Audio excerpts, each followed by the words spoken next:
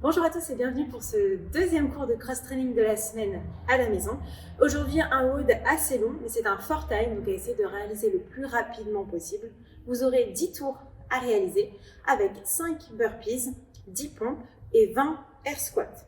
Pour l'échauffement, on partira sur 3 tours avec simplement 2 mouvements.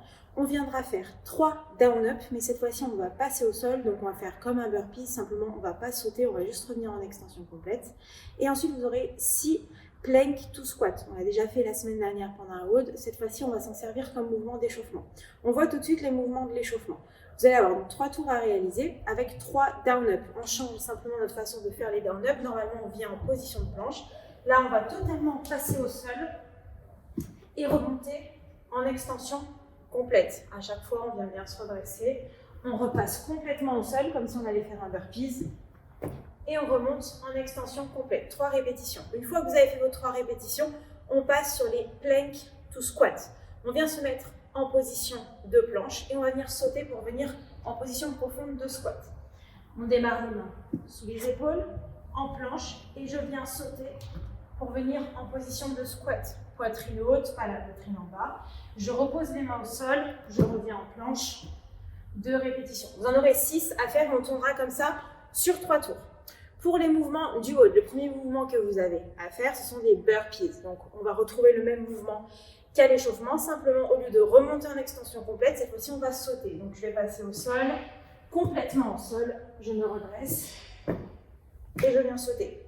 Vous avez le choix, soit vous remontez les 2 pieds en même temps, comme je viens de le faire, soit un pied après l'autre. Vous avez ensuite des pompes à réaliser. On va voir les différentes options. Vous allez avoir en tout 100 pompes à réaliser. Donc préservez-vous. Si vous ne maîtrisez pas beaucoup les pompes sur les pieds, n'hésitez pas à tout de suite démarrer sur les genoux.